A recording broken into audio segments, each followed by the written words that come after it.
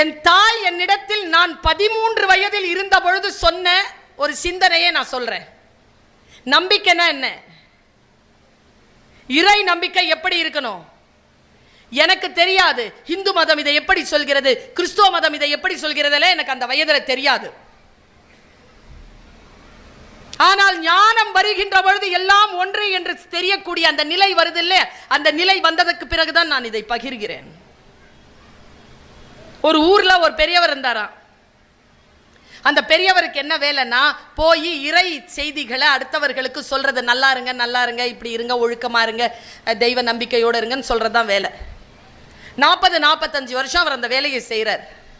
ஒரு பாலைவனத்தை தாண்டி அப்படியே நடந்து வந்துட்டு இருக்கும் பொழுது அவருக்கு தொழுகைக்கு நேரம் ஆயிடுது. அங்க சுத்தி செய்யறதுக்கு தண்ணி இல்லை. தண்ணி தேடுறாரு, இல்லை. உடனே மேலே பார்த்து துவா கேட்குறார்.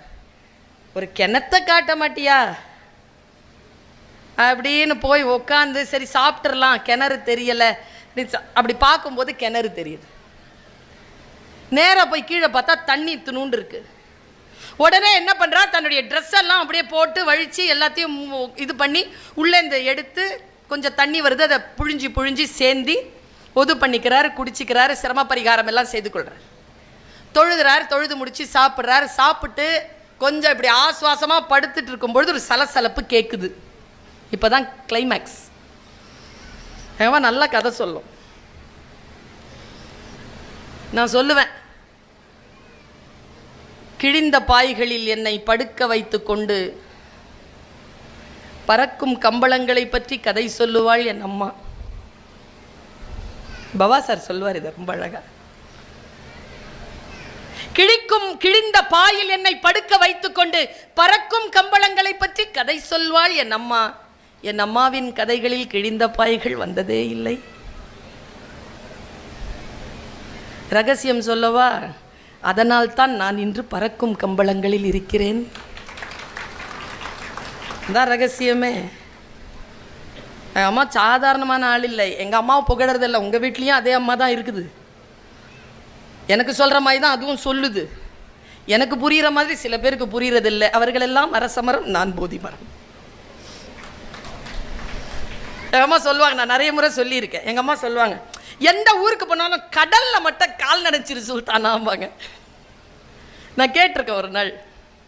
இது வரைக்கும் 7 கடல்களில் கால் நனைத்திருக்கிறேன், உலகமெல்லாம் சுற்றி. ஏன் கேட்டேன். எங்கள் அம்மா சொன்ன பதில், ஏற்கனவே என் பேச்சை இருந்தால் நினைவுபடுத்திக் கொள்ளுங்கள், புதிதாக கேட்பவர்கள் தெரிந்து கொள்ளுங்கள். எங்கள் அம்மா எவ்வளவு எங்கே போய் யோசிக்குது பாருங்க. சிந்தனை தானே. பெருசாக யோசிச்சா என்ன, இத்தினூண்டு தான் யோசிக்கணுமா? எங்கள் அம்மா என்ன தெரியுமா சொல்லிச்சு, சுல்தானா உன் காலை தொட்ட தண்ணி உலகமெல்லாம் சுத்தம்டா. எங்க இருக்குங்க சிந்தனை? என் காலை தொட்ட தண்ணி உலகம் சுத்துமா? சிந்தனைகளை பெரிதாக வைத்துக் கொள்ளுதல். சலசலப்பு கேக்குது. என்னடான்னு இப்படி எழுந்திருச்சு பார்க்கறாரு. மான் கூட்டம் வருது. மான் கூட்டம் வருதுன்னு இவர் கொஞ்சம் ஒரு கழிச்சு உள்ள போய் மறைஞ்சிக்கிறார். ஏன்னா செதறிடக்கூடாதுன்னு. அது நேரா வருது. பாருங்க என்ன நடந்ததுன்னு. அது நேரா வருது.